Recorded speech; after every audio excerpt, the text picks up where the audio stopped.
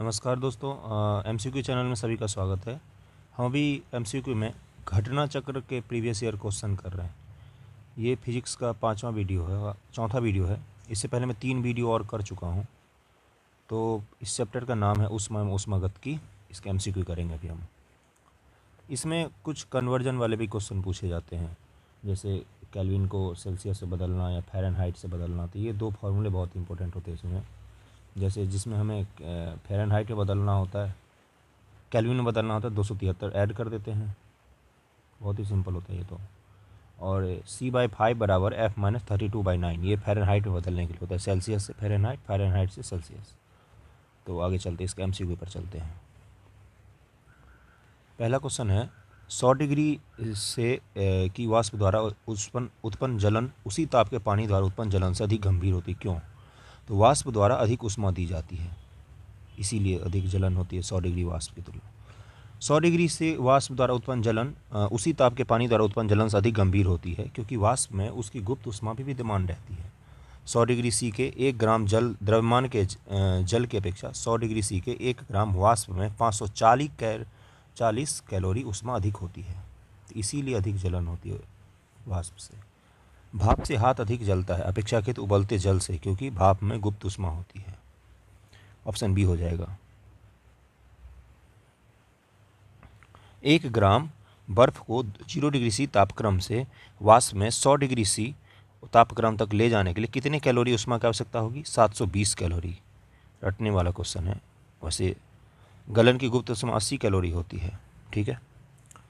तो इस सब को ऐड करके 720 लाया ये। पहला क्वेश्चन था इसका जो हम अभी कर रहे हैं, पहले दूसरा कर लिया। संवहन द्वारा ऊष्मा का स्थानांतरण हो सकता है, गैस एवं द्रव में ही संवहन द्वारा होता है। इसमें क्या होता है? संवहन द्वारा ऊष्मा का स्थानांतरण केवल द्रवों तथा गैस में होता है। संवहन की प्रक्रिया में पदार्थ के कण स्वयं स्थानांतरित नहीं होते हैं, जैसे पानी। उदाहरण के लिए आँख पर रखी पतीली का जल संवहन द्वारा ही गर्म होता है, ठीक है। कितना तापमान होने में पाठ्यांक सेल्सियस और फ़ारेनहाइट तापमान में एक ही होंगे? -40 डिग्री C/5। और फार्मूला क्या था? C/5 equal to F-32/9। इसमें जब हम -40 डिग्री अप्लाई करेंगे ना, तो बराबर ही आएगा दोनों का तापमान। -40 डिग्री पर सेल्सियस और फ़ारेनहाइट दोनों बराबर होते हैं। अगला क्वेश्चन है, किसी तापमान पर सेल्सियस और फ़ारेनहाइट पैमाने मेल खाते हैं। तो -40 डिग्री सी किस तापमान पर? तो -40 डिग्री सी। ये रटने वाले बहुत इंपॉर्टेंट क्वेश्चन है। -40 डिग्री सी पर तापमान में सेल्सियस और फ़ारेनहाइट बराबर होते हैं। कितने डिग्री पर सेंटीग्रेड और फ़ारेनहाइट तापमान समान रहते हैं? तो -40 डिग्री। किस बिंदु पर फ़ारेनहाइट तापक्रम सेंटीग्रेड तापक्रम का दोगुना होता है? तो 160 डिग्री सी पर। सारे एक ही फार्मूला बेस्ड क्वेश्चन है। एक स्वस्थ मनुष्य के शरीर का तापमान क्या होता है? 37 डिग्री सी सेल्सियस। और इसको केल्विन निकालेंगे तो 273 ऐड कर देंगे। केल्विन मान से मानव शरीर का तापक्रम क्या होता है? 310 केल्विन। मानव शरीर का तापमान सामान्य तापक्रम 98.4 डिग्री फ़ारेनहाइट है। इसका बराबर सी में क्या होगा, मतलब सेल्सियस में क्या होगा? तो फिर से वही फार्मूला लगाना है। तो 36.89। सेल्सियस स्केल पर मानव शरीर का तापक्रम समान होगा 36.9 पर। फ़ारेनहाइट पैमाने पर तापमान 200 डिग्री फ़ारेनहाइट, इसका मान सेल्सियस पैमाने पर क्या होगा? 93.3 डिग्री सी। अगला क्वेश्चन है, 40 डिग्री सेल्सियस का मान फ़ारेनहाइट स्केल पर क्या होगा? फिर से वही फार्मूला लगाना है। F/5 9C + 32 या फ़ारेनहाइट बराबर 9/5C + 32। अगला हो जाएगा क्वेश्चन, 50 डिग्री सी का मान फ़ारेनहाइट स्केल में क्या होगा? तो 122 डिग्री फ़ारेनहाइट। ये बीपीएससी के फेवरेट क्वेश्चन है, इस फार्मूले पर पूछना। F बराबर 9/5C + 32 हर साल ही पूछता लगभग में। माना कि औसत तापमान सेंटीग्रेड C तथा फ़ारेनहाइट F हो। C तथा F, यदि C तथा F का संबंध F बराबर 9/5C + 32 हो, तो F तथा C का संबंध क्या होगा? फार्मूला ही पूछ लिया इसने तो। ठंडे प्रदेशों में पारा के स्थान पर अल्कोहल को तापमापी द्रव में वरीयता दी जाती, क्यों? पारा का जो गलनांक होता है, जिस पर पारा का जो हिमांक बिंदु होता है, उससे भी नीचे होता है अल्कोहल का, तो पारा जल्दी जम जाएगा अल्कोहल की तुलना में। अल्कोहल का द्रवांक निम्नतर होने के कारण ठंडे स्थानों पर इसका हिमांक काफ़ी नीचे होता है, जिससे शून्य से काफ़ी कम तापमान हो जाने पर भी यह द्रव अवस्था में ही बना रहता है। यही कारण है कि ठंडे देशों के लिए पारे की अपेक्षा अल्कोहल तापमान भी बेहतर साबित होता है। स्वचालित इंजनों द्वारा निम्नलिखित में कौन सा एक हिमरोधी के तौर पर प्रयुक्त होता है? Ethylene glycol. Ethylene glycol. स्वचालित ईंधनों में एथिलीन ग्लाइकॉल का प्रयोग हिमरोधी के रूप में किया जाता है। जब जल के साथ एथिलीन ग्लाइकॉल को मिलाया जाता है तो मिश्रण का हिमांक 0 डिग्री सी से घट जाता है, जिससे ठंडे देशों में स्वचालित इंजनों में पानी नहीं जमता है। ठंडे देशों में ये एथिलीन ग्लाइकॉल का यूज़ किया जाता है पानी मिला के, जिससे पानी जमे नहीं और गाड़ी रुके नहीं। अगला है परम शून्य ताप क्या है? सैद्धांतिक रूप से न्यूनतम संभव तापमान को परम शून्य ताप कहा जाता है। परम शून्य सैद्धांतिक रूप से न्यूनतम संभव तापमान है। इस ताप पर आणविक ऊर्जा न्यूनतम होगी, परंतु शून्य तापमान केल्विन स्केल पर 0 डिग्री के है, जबकि सेल्सियस पर क्या है? -273.15 डिग्री सी। गर्म करने से विस्तारण केवल ठोस पदार्थों में होता है ना। पदार्थों का भार बढ़ा देता है, पदार्थों का घनत्व घटा देता है। जब भी किसी चीज़ को गर्म करते हैं, जैसे पानी को गर्म करेंगे तो फैलता है, और अधिक गर्म कर देंगे तो वाष्प बन जाएगा। वाष्प का घनत्व तो पानी के घनत्व से कम ही होगा ना। अब पिघले हुए लोहे का घनत्व तो कठोर लोहे की तुलना में तो कम होगा, तो वही पूछा है। जब बर्फ पिघलती है तब आयतन घटता है। बी। ठीक है। समय की दृष्टि से दो द्रव पी और क्यू के ताप का 0 डिग्री सेंटीग्रेड तथा 100 डिग्री सेंटीग्रेड तक उतार चढ़ाव निम्न आरेख में दिया गया है। तो आरेख ये हो गया, दो हैं, एक पी है द्रव, एक क्यू है। पहले ये क्यू के साथ क्या हो रहा है? अधिक समय ले रहा है, लेकिन एक समय पर जाने के बाद बहुत तेज़ी से 100 डिग्री सी पर पहुंच रहा है। इसमें कंटिन्यूअस है, हमेशा समय के साथ तापमान धीरे धीरे एक साथ बढ़ा है। अब पढ़ते हैं क्वेश्चन क्या है। निम्न में कौन सा सही है? ताप प्रक्रिया में द्रव पी एवं द्रव क्यू की तुलना में सदा उष्णतर रहा। तब पी क्यू की तुलना में सदा उष्णतर रहा, ऐसा नहीं है, गलत है ये। तापन प्रक्रिया में दोनों ही द्रव का ताप किसी भी समय एक सा नहीं रहा। नहीं, एक सा है यहाँ पर, जहाँ पर कट रहा है पी और क्यू। पी का ताप क्यू की तुलना में 100 डिग्री सी पर तेज़ी से पहुँचा। नहीं, पी बाद में पहुँचा, पहले क्यों पहुँचा है। क्यू का ताप पी की तुलना में 100 डिग्री सी गिरे पर तेज़ी से पहुँचा, ये सही है, ऑप्शन डी हो जाएगा इसका। थर्मोस्टेट का प्रयोजन क्या होता है? जब भी थर्मोस्टेट का यूज़ किया जाता है तो ये तापमान को बनाए रखने के लिए यूज़ किया, तापमान को स्थिर रखने के लिए हमेशा थर्मोस्टेट का यूज़ करते हैं। थर्मोस्टेट संबंधित है तापक्रम से। तापक्रम से, थर्मो का मतलब ही होता है थर्मल, यानी कि ताप। अगला है ताप स्थायी, स्थिर बनाए रखने का एक साधन है टेम्परेचर, बी हो जाएगा। रेफ्रिजरेटर में थर्मोस्टेट का कार्य क्या होता है? कहीं भी हो थर्मोस्टेट एक ही काम होगा, तापमान को बना के मेंटेन करके रखना। रेफ्रिजरेटर में खाद्य पदार्थ ताज़ा रखने हेतु सुरक्षित तापमान क्या होता है? 4 डिग्री सी। 4 डिग्री सी पर एक और होता है, जल का घनत्व सबसे ज़्यादा 4 डिग्री सी पर ही होता है। 40 से 140 डिग्री फ़ारेनहाइट के मध्य तापमान में बैक्टीरिया उत्पन्न होने का खतरा सर्वाधिक रहता है, इसलिए इसे खतरनाक क्षेत्र, डेंजर जोन भी कहती है। यही कारण है कि रेफ्रिजरेटर में खाद्य सामग्री रखने का स्थान पर तापमान 40 डिग्री फ़ारेनहाइट से कम उत्पन्न माना जाता है। अंतर्राष्ट्रीय मानकों के अनुसार यह तापमान 36 डिग्री फ़ारेनहाइट से 38 डिग्री फ़ारेनहाइट है। डिग्री सेल्सियस में देख लो, निर्धारित किया। चूँकि यह परिसीमा 4 डिग्री सी के अंदर है, इसीलिए विकल्प ए सही होगा। ठीक है। तो रेफ्रिजरेटर मेन करता क्या है? खाना के खराब होने की जो गति है ना, उसको धीमा कर देता है। ठीक है, बैक्टीरिया की जो वृद्धि होती है इसको धीमा कर देता है, इसलिए रेफ्रिजरेटर में खाना सुरक्षित रहते हैं। जब सील बिस्कुट को थोड़ी देर के लिए फ्रिज के अंदर रखा जाता है तो वह कुरकुरे हो जाते हैं। क्यों? फ्रिज के अंदर आर्द्रता कम होती है, इसलिए अतिरिक्त नमी अवशोषित हो जाती है। फ्रिज के अंदर आर्द्रता बाहर से आर्द्रता से कम होता है, इसीलिए बिस्कुट की जो नमी होती है वो सूख जाती है और कुरकुरा हो जाता है बिस्किट। बर्फ़ का टुकड़ा पेय को ठंडा बना देता है, सही है। बर्फ़ पिघलने के लिए पेय से गुप्त उष्मा लेता है, जिसमें पेय ठंडा हो जाता है। तो इसका कथन और कारण दोनों सही है। अब बर्फ़ पिघलेगा उसको तो कहीं से टेम्परेचर चाहिए ना, तो वो पेय पदार्थ जो होता है उससे अपना टेम्परेचर ले लेता है, जिससे पेय पदार्थ तो ठंडा हो जाता है लेकिन बर्फ़ पिघल जाता है। बड़े शीतगृह संयंत्र प्रशीतक जो के रूप में अमोनिया का उपयोग करते हैं। हमारे घर में जो फ्रिज होता है उसमें अमोनिया का यूज़ नहीं होता है ठंडा करने के लिए, लेकिन जो कोल्ड हाउसेज होते हैं उसमें अमोनिया का उपयोग होता है, ठीक है। जबकि घरेलू प्रशीतक में क्लोरोफ्लोरोकार्बन CFC इसका यूज होता है, ठीक है। ये पूछा है इसने, ये कथन दिया है इसने। कारण अमोनिया को दाब एवं परिवेश तापमान का पर द्रवित किया जा सकता है। नहीं, मेन रीज़न पता है अमोनिया का यूज़ करने का क्या था, क्यों नहीं इसको हम यूज़ करते हैं। अमोनिया गंध फैलाती है इसलिए भी उसको यूज़ नहीं करते हैं। तो कथन तो सही है, कारण गलत है। जबकि क्योंकि अमोनिया को द्रवित करने के उच्च दाब तथा परिवेश ताप की आवश्यकता होती है, तो ये भी सही है, ये भी एक रीज़न है। लेकिन पहले, बहुत पहले जब फ्रिज नया नया आया था उस समय अमोनिया का यूज़ होता था, लेकिन वो घर में गंध फैलाती है। यदि फ्रीजर पर बर्फ़ इकट्ठी होती है तो रेफ्रिजरेटर में शीतलन बुरी तरह प्रभावित हो जाता है।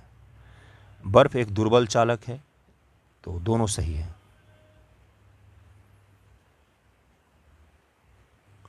कृष्ण छिद्र एक ऐसा खगोलीय अस्तित्व है जिसे दूरबीन से नहीं देखा जा सकता है। सही है ये। कृष्ण छिद्र पर गुरुत्वीय क्षेत्र इतना प्रबल होता है कि यह प्रकाश को भी निकलने नहीं देता। दोनों से। गुरुत्वीय क्षेत्र क्या होता है? एस्केप वेलोसिटी बोलते हैं। एक होता है ग्रेविटेशन। हर पिंड का, जितने भी अंतरिक्ष में पिंड हैं, चाहे पृथ्वी हो, मून हो, सबका अपना अपना ग्रेविटी होता है। इसकी ग्रेविटी से किसी चीज़ को निकलने के लिए एक निश्चित मात्रा में वेग की ज़रूरत होती है। जैसे पृथ्वी के लिए क्या है, पृथ्वी की ग्रेविटी से किसी चीज़ को निकलना है तो 11 किलोमीटर प्रति सेकंड से ज़्यादा अगर उसका स्पीड होगा तो वो चीज़ निकल जाएगा यहाँ से। तो मून का ग्रेविटी कम है तो इसकी एस्केप वेलोसिटी कम होगी। लेकिन जो ब्लैक होल्स होते हैं, ब्लैक होल्स, इनकी एस्केप वेलोसिटी इतनी ज़्यादा होती है कि 3 लाख किलोमीटर प्रति सेकंड चलने वाली लाइट भी उसकी ग्रेविटी से बाहर नहीं निकल पाती है। इसीलिए ब्लैक होल को हम नहीं देख सकते हैं। तो इसके कथन और कारण दोनों सही होंगे, ए आंसर हो जाएगा। अंतरिक्ष आधारित सौर ऊर्जा को ऐसा सुझाया जाता है राष्ट्रीय लक्ष्य बनाना चाहिए। ऐसा सुझाया जाता है कि राष्ट्रीय लक्ष्य बनाना चाहिए। SBSP की आपूर्ति वर्ष में बिना रुके 99% है और इसके अलावा ऊर्जा की बहुतायत में उपलब्धता भी है। तो दोनों सही है। सोलर ऊर्जा तो 100% सालों भर मिलता है, किसी न किसी भाग में ज़रूर मिलता है। शीशे की छड़ जब भाप में रखी जाती है तो इसकी लंबाई बढ़ती है, ठीक है। गर्म होने पर कोई भी चीज़ फैलेगा। शीशे की छड़ को भाप में रखने पर इसकी लंबाई के साथ साथ इसकी चौड़ाई में भी वृद्धि होती है। नीचे दिए हुए धातु गोलक, धातु वलय के चित्रों पर ध्यान दीजिए। एक गोलक है, एक वलय है। पत्ती से बने धातु वलय के छिद्र में धातु गोलक भर सकता है। यदि गोलक को गर्म करें तो वह अघट जाता है, परंतु यदि धातु वलय को गर्म करें तो क्या होगा? धातु वलय को ही अगर गर्म करें, गोलक निकल सकेगा, क्योंकि तापन से प्रसार के कारण वलय का व्यास बढ़ जाएगा। ये एक वलय है, एक डब्बा लिया, इसमें गोलक डाल दिया। अब इसको ठंडा करेंगे तो बाहर वाला डब्बा सिकुड़ जाएगा, गोलक नहीं निकल पाएगा। इसको गर्म कर देंगे तो ये बाहर वाला डब्बा फैल जाएगा, इससे गोलक निकल जाएगा। यही क्वेश्चन पूछा है इतना भारी भरकम हिंदी में। दो धातुओं ए और बी की पट्टियां एक साथ मजबूती से जुड़ी हैं, जैसे कि चित्र में दिखाया गया है। दो धातु की पट्टी है, ऊपर वाला एक अलग धातु है, बी अलग धातु है। गर्म करने पर ए बी से अधिक फैलती है। यदि इसे जुड़ी हुई पट्टी को गर्म किया जाए तो यह ग्रहण कर लेगी। ए बी से ज़्यादा फैलती है। इसका आंसर क्या हो जाएगा? इसका आंसर हो जाएगा जो ए फैलेगी तो वो तो ज़्यादा फैलेगी ना, बी कम फैलेगी, तो बस ये आंसर हो जाएगा। कथन: तांबे के एक टुकड़े को तथा कांच के एक टुकड़े को एक ही तापमान पर गर्म किया जाता है। उसके बाद स्पर्श करने पर तांबा का टुकड़ा कांच के टुकड़ा की अपेक्षा अधिक गर्म लगता है। तांबे का घनत्व कांच के घनत्व से अधिक होता है। नहीं, घनत्व से नहीं होता, चूँकि तांबा कांच की तुलना में उस अपेक्षा ऊष्मा का बेहतर सुचालक है, इसलिए तांबा अधिक गर्म लगता है। ठीक है, यही मेन रीजन है, बी आंसर हो जाएगा। कथन से कथन कारण दोनों एक दूसरे के हैं, स्पष्टीकरण नहीं करते हैं। ठंडे के दिनों में लोहे के गुटके और लकड़ी के गुटके को प्रातः काल में छुए तो लोहे का गुटका ठंडा लगता है। क्यों? लकड़ी की तुलना में लोहा अच्छा चालक होता है ऊष्मा का। बी आंसर हो जाएगा 39 का। 40 नंबर, यदि हवा का तापमान बढ़ता है तो उसकी जलवाष्प ग्रहण करने की क्षमता बढ़ेगी। तापमान बढ़ेगा तो जलवाष्प अधिक ग्रहण करेगी। तेज हवा वाली रात्रि में ओस नहीं बनती है, क्यों? वाष्पीकरण की दर तेज हो जाती है।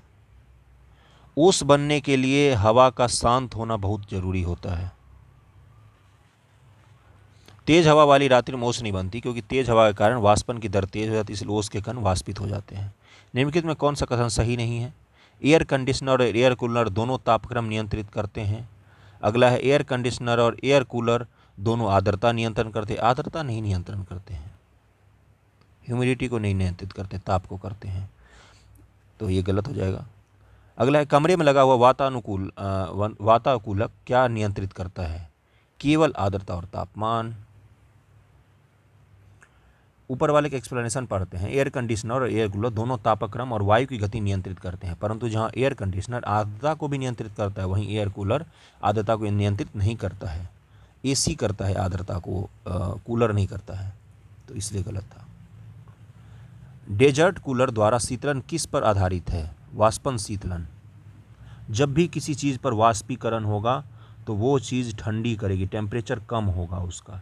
कुत्ता जीभ निकाल के इसीलिए हाँफता है ताकि उसके जीभ का पानी जो है वो वाष्पित होता है और कुत्ते को ठंडक पहुंचती है गर्मी में। तो जहाँ भी वाष्पन होगा वहाँ पर शीतलन होगा, वाष्पन शीतलन, ऑप्शन सी। कमरे को ठंडा किया जा सकता है संपीड़ित गैस को छोड़ने के द्वारा, पानी के बहने से, रसोई गैसों से, ठोस को पिघलाने से। संपीड़ित गैस को छोड़ने से, संपीड़ित वही होते हैं कूलिंग गैस। निम्नलिखित अवस्थाओं में किस में गीले कपड़े सबसे जल्दी सूख जाएंगे? तो गीले कपड़े 100% आर्द्रता 60 डिग्री तापक्रम, इतना ज़्यादा ह्यूमिडिटी है, सूख ही नहीं पाएगा। 100% आर्द्रता 20 डिग्री तापमान कम हो गया। 20% आर्द्रता 20 डिग्री सी तापक्रम, दोनों चीज़ कम है। 20% आर्द्रता, तापमान ज़्यादा आर्द्रता कम, तो जल्दी सूखेगा, ऑप्शन डी हो जाएगा 46 का। जब पानी में नमक मिलाया जाए तो निम्न में कौन सा परिवर्तन होता है? क्वथनांक बढ़ जाएगा, जमाव बिंदु घट जाएगा, मतलब ये जल्दी जमेगा नहीं, क्वथनांक बढ़ जाएगा इसका। जल में नमक जैसी कोई अशुद्धि मिलाने पर उसका क्वथनांक बढ़ जाता है। दूसरी ओर अपद्रव्यों, इम्प्योरिटीज़ को मिलाने से सामान्यतः गलनांक कम हो जाता है। 0 डिग्री सी पर पिघलती बर्फ में कुछ नमक, सोडा आदि मिलाने से बर्फ का गलनांक 0 डिग्री सी से घटकर -22 डिग्री सी हो जाएगा। जब पानी में साधारण नमक मिलाया जाता है तो पानी के क्वथनांक बिंदु और हिमांक बिंदु क्या सब होंगे? क्रमशः बढ़ेंगे और घटेंगे।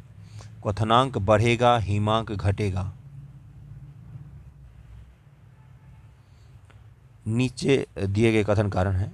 ए, ऊंचाई वाले स्थानों में भोजन पकाने के लिए उसमें नमक मिलाया जाता है। भोजन पकाने के लिए उसमें नमक मिलाया जाता है। ऊंचाई वाले स्थानों में तापमान कम होता है। निम्नलिखित में कौन सा सही उत्तर है? तो दोनों ही सही है। अधिक ऊंचाई वाले स्थानों पर वायुमंडलीय दाब कम होता है, इसलिए पानी 100 डिग्री सी से कम तापमान उबलने लगता है। जल में नमक मिलाने से जल का क्वथनांक बढ़ जाता है, जिससे भोजन शीघ्रता से पक जाती है।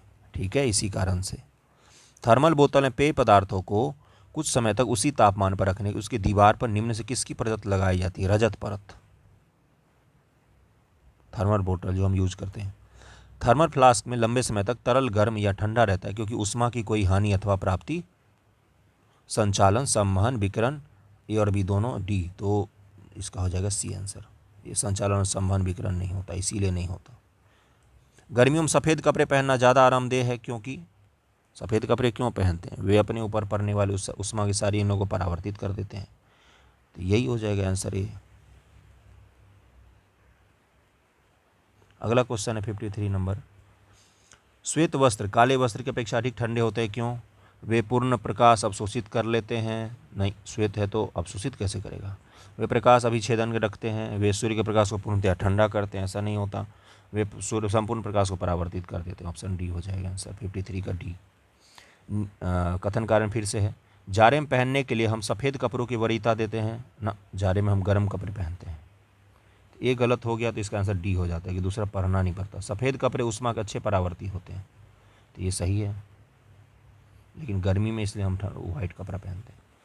हल्के रंगीन कपड़ों को गर्मी में वरीयता दी जाती है। हल्के रंग ऊष्मा को कम अवशोषित करते हैं, तो इसका हो जाएगा एक्सप्लेनेशन भी कर रहा है, कथन भी सही है, कारण भी सही है। पसीने का मुख्य उपयोग क्या होता है? शरीर का ताप नियंत्रित करता है पसीना। मानव पसीने का मुख्य उपयोग शरीर का ताप नियंत्रण ही होता है। एक वयस्क व्यक्ति में पसीना निकलने की दर अधिकतम 2 से 4 लीटर प्रति घंटे से 10 से 14 लीटर प्रतिदिन हो सकती है। ठीक है, शरीर की सतह से स्वेदन पसीना बहना द्वारा जल की हानि निर्भर करती है किस पर? केवल वातावरण के ताप पर? नहीं, ऐसा नहीं होता। केवल वातावरण की नमी पर? न, लेकिन इन दोनों को मिला देंगे तो आंसर हो जाएगा। तापमान और नमी दोनों से है। गर्म मौसम में पंखा चलाने से आराम महसूस होता है, क्यों? हमारी जो पसीना है उसका वाष्पीकरण होता है। अभी हमने पढ़ा था कि वाष्पीकरण जब भी होगा तो शीतलन होगा। मिट्टी के घड़े में निम्न में से किस क्रिया के कारण जल ठंडा रहता है? वाष्पीकरण, ऑप्शन बी। एक विशेष दिन व समय में चूरू में 48 डिग्री, शिमला में 24 डिग्री तापमान रहता है। सभी रूपों में समान धातु के 2 प्यालों में पानी चूरू में 95 डिग्री सी, शिमला में 71 डिग्री सी पर रखा गया है। दोनों में कौन सा प्याला कमरे के तापमान पर पहले पहुंचेगा? दोनों प्याले कमरे के तापमान पर एक ही समय पहुंचेंगे। इसमें क्या है? ठीक है, ये फॉर्मूला इन्होंने लगाया है। ठीक है, अगला क्वेश्चन है, ग्रीष्म काल में आर्द्र वायु का अनुभव होगा, उमस वाला होता है। ग्रीष्म काल में आर्द्र उष्मा का अनुभव होता है जब मौसम, आर्द्र उष्मा जब कब लगता है? जब उमस वाला मौसम होता है। शुष्कता दशा संदर्भित है निम्न आर्द्रता से। जब शुष्क होता है मौसम उसको निम्न आर्द्रता होती है, ह्यूमिडिटी कम होता है उसमें। ऊंचाई बढ़ने के साथ साथ जल का क्वथनांक बिंदु बढ़ता है, बॉइलिंग पॉइंट। ऊंचाई के साथ वायुमंडलीय दाब बढ़ जाता है, नहीं, दाब कम हो जाता है। दूसरा स्टेटमेंट गलत है, दाब कम हो जाता है, कारण गलत था। वायुमंडल हमारे ऊपर बहुत अधिक दबाव डालता है परंतु हम इसका अनुभव नहीं करते हैं, क्योंकि हमारे ऊपर वायुमंडल का दबाव है लेकिन हम उसका अनुभव क्यों नहीं करते हैं? हमारा रक्त वायुमंडल के दबाव से कुछ अधिक दबाव डालता है, इसलिए काउंटर बैलेंस हो जाते हैं दोनों। परंतु हम जल के अंदर जब हम जल के अंदर पहुंचते हैं तो बाह्य दाब का अनुभव करते हैं, क्योंकि जल में बाह्य दाब हमारे सामान्य रक्तचाप से अधिक होता है, लेकिन वायुमंडल में हम पर दबाव नहीं महसूस होता है। क्यों? क्योंकि हमारे शरीर के अंदर दाब उससे ज़्यादा है, लेकिन जल में जल का दाब ज़्यादा होता है। तापमान में वृद्धि के साथ ग्लिसरीन की श्यानता बढ़ जाती है। तापमान में वृद्धि अणुओं की गतिज ऊर्जा को बढ़ा देती है। इसका आंसर हो जाएगा डी। ग्लिसरीन की आदत वो बढ़ ही जाएगी, लेकिन ग्लिसरीन की श्यानता बढ़ जाती है, विस्कोसिटी बढ़ जाती है। ठीक है, लेकिन कारण सही नहीं था।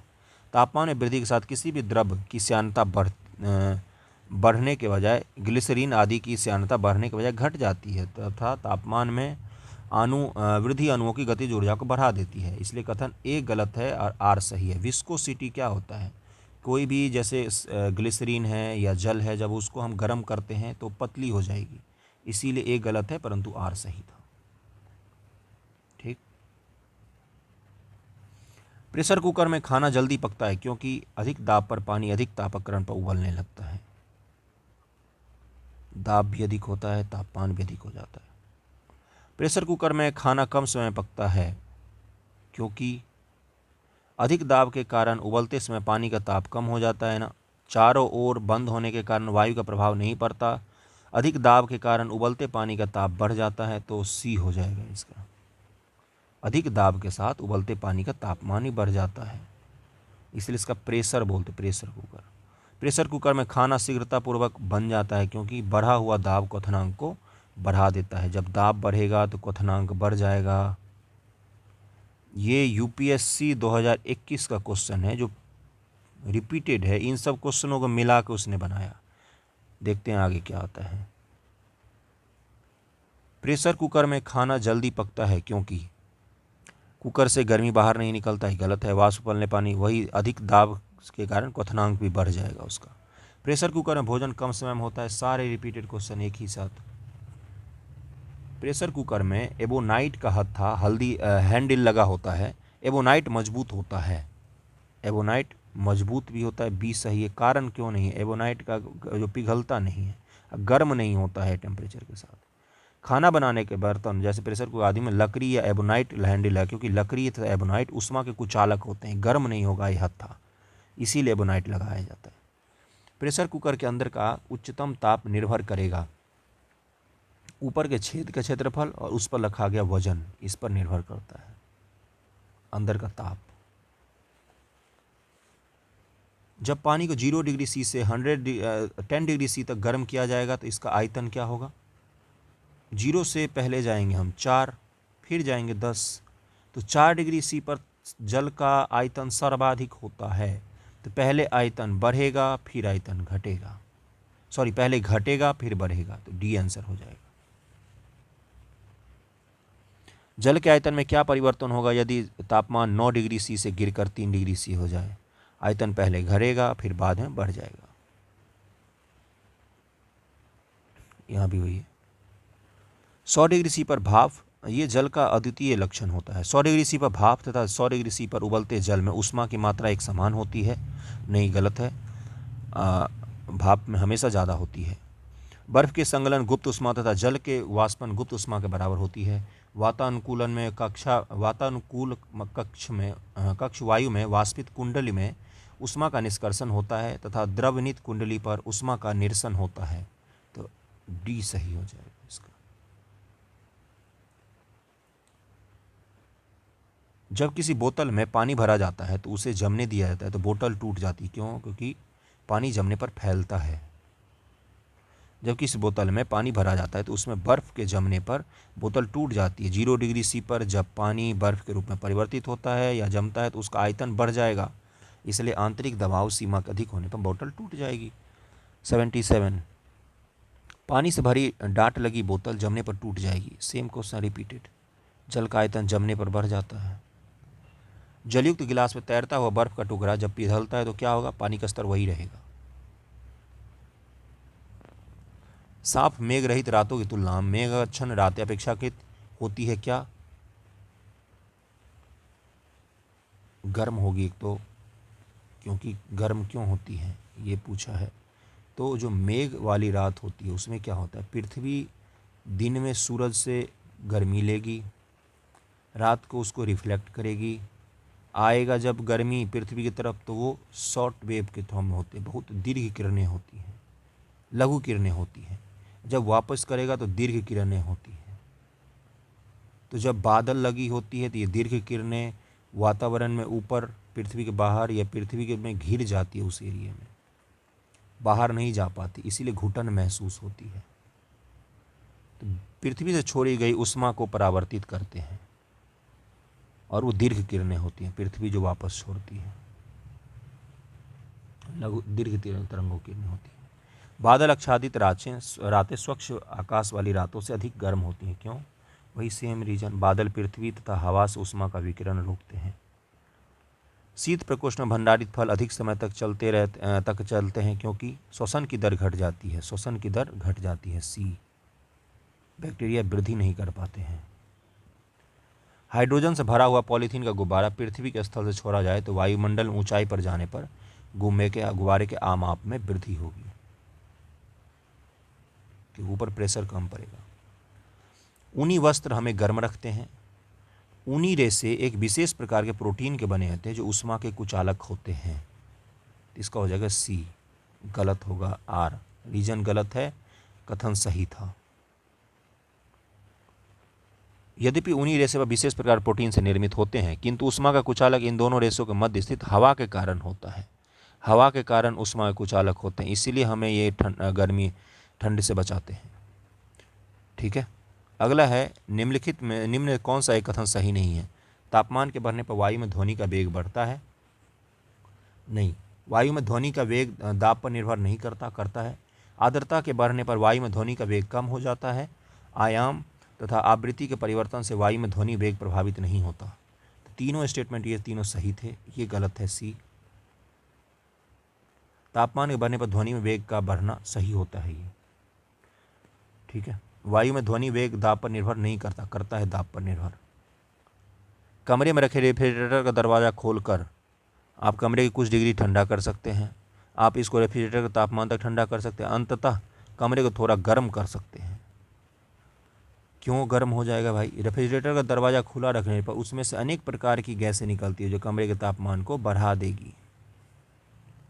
यदि किसी गैस का आयतन 27 डिग्री सी पर संपीड़ित मूल का आधा रह जाए तो उसे किस तापमान तक गर्म किया जाए तो पुनः मूल आयतन प्राप्त किया जा सकता है? तो ये फार्मूला होता है V1/V2 बराबर T1/T2 सूत्र से। इन्होंने सॉल्व किया है। तो आंसर आया 327 डिग्री सी। अगला चैप्टर है तरंग गति, बहुत ही इंपॉर्टेंट चैप्टर है। चलिए करते हैं इसका एमसीक्यू। निम्न से कौन सी यांत्रिक तरंगें हैं? तो ध्वनि, मैकेनिकल वेव। उपयुक्त विकल्पों में ध्वनि तरंग यांत्रिक तरंग है, जबकि रेडियो तरंगे हैं एक्स, वाई और एक्स किरणें, रेडियो किरणें, प्रकाश किरणें, ये सब रेडियो तरंगे में आती हैं। ठीक है। यांत्रिक तरंग किसी भौतिक माध्यम में उत्पन्न वह विक्षोभ है जो अपना स्वरूप बिना बदले माध्यम में एक निश्चित चाल से आगे बढ़ता है। यांत्रिक तरंग माध्यम के कणों की सीमित गति के द्वारा ऊर्जा तथा संवेग का संचरण करती है, परंतु माध्यम अपने ही स्थान पर रहता है। अगर इससे भी ज़्यादा अंतर से हमें समझना होना तो कौन से होते हैं मैकेनिकल वेव, जिसमें क्या होता है ना, माध्यम यानी कि अब ध्वनि किस में चल रहा है, ठोस में चल रहा है, गैस में चल रहा है या द्रव में चल रहा है, निर्वात में नहीं चल सकता। इसको कुछ न कुछ माध्यम चाहिए चलने के लिए। ठीक है। जबकि वेव को माध्यम की जरूरत नहीं होती है। अनुदैर्घ्य तरंग का उदाहरण क्या होता है? ध्वनि। किसी माध्यम में यांत्रिक तरंग के संचारित होने पर यदि माध्यम के कण तरंग के संचरण की दिशा के समानांतर कंपन करते हैं तो उस तरंग को लॉन्गिट्यूडिनल वेव कहते हैं। दीर्घ तरंगे, अगला क्वेश्चन है, दीर्घ रेडियो तरंगे पृथ्वी के किस सतह से परावर्तित होती हैं? तो आयन मंडल से। पृथ्वी जो वेव छोड़ती है रात को या दिन में, जो भी हम ट्रांसमिशन के लिए वेव यूज करते हैं, आयन मंडल में 3 परत होते हैं, डी, ई, एफ। आयन मंडल में यहाँ से परावर्तित होती हैं सभी, तभी रेडियो चल पाता है, टीवी चल पाता है, ये सब। एक चीज़ रखना, इंटरनेट का कोई लेना देना नहीं है इन तरंगों से। इंटरनेट एक देश से दूसरे देश में कनेक्टिविटी फाइबर ऑप्टिक्स के थ्रू है, जिसको समुद्र में बिछाया गया है। ठीक है। तो रेडियो और टीवी के लिए यही यूज होता है दीर्घ तरंगें। ये आयन मंडल में होती है, आयन मंडल से रिटर्न आती है। आयन मंडल के लिए क्या है? अब यह मंडल 80 से 400 किलोमीटर ऊंचाई के मध्य स्थित होती है। यहाँ की हवा विद्युत आवेशित होती है। ठीक है। आयन मंडल नाम ही इसीलिए आयन के फॉर्म में होते हैं वहाँ। बेतार के तार का संपर्क पृथ्वी के धरातल को परिवर्तित होता है आयनोस्फीयर द्वारा। फिर से रिपीटेड क्वेश्चन है। ठीक है। अगला क्वेश्चन है, रेडियो तरंग के विक्षेपण के लिए वायुमंडल के निम्नलिखित स्तरों से कौन सा स्तर होता है? तो आयन मंडल। कौन सी तरंगे शून्य में संचरण नहीं कर सकती? तो ध्वनि, अभी हमने पढ़ा, निर्वात में कभी नहीं चल सकती है ये, बाकी ये सब निर्वात में चल सकती है। कॉस्मिक किरणें हैं आवेशित कण। कॉस्मिक किरणें कौन होती? आवेशित कण होती। कॉस्मिक किरणें विद्युत चुंबकीय स्पेक्ट्रम का भाग नहीं होती है। स्पेक्ट्रम में कौन से होते हैं? गामा, अल्फा, इंफ्रा, विजिबल, उसके बाद से विजिबल के बाद आएगा अल्ट्रा वायलेट हो गया, इंफ्रारेड, इंफ्रारेड के बाद रेडियो आता है। तो ये क्या है? स्पेक्ट्रम है जिस पे लाइट्स हैं अलग अलग वेव की। लेकिन ये जो होती हैं कॉस्मिक किरणें, ये स्पेक्ट्रम पर नहीं होती हैं। ये उच्च ऊर्जा का आवेशित कण है जो अंतरिक्ष में लगभग प्रकाश की गति का गमन करते हैं। ये कॉस्मिक किरणों के संबंध में निम्न कथनों में से कौन सा सही नहीं है? कॉस्मिक किरणों के, वे विद्युत चुंबकीय तरंगें होती हैं, यही सही नहीं है। ये व्याख्या पढ़ सकते हैं हम। अगला क्वेश्चन क्या है? परा उच्च आवृत्ति के तरंगे साधारणतः संचारित की जाती है अंतरिक्ष तरंगों के रूप में। ऑप्शन सी हो जाएगा 9 का।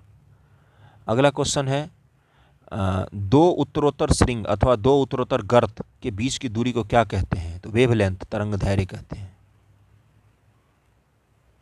तरंग दैर्घ्य ही तो होता है ये डिस्टेंस या ये डिस्टेंस वेवलेंथ ही तो कहलाता है। 10 क्वेश्चन हमने कर लिए हैं, ये वीडियो लेंदी ना हो जाए इसलिए अगला क्वेश्चन हम नेक्स्ट वीडियो में करेंगे फिजिक्स के। Thank you so much. Channel को सब्सक्राइब और लाइक कीजिए। धन्यवाद।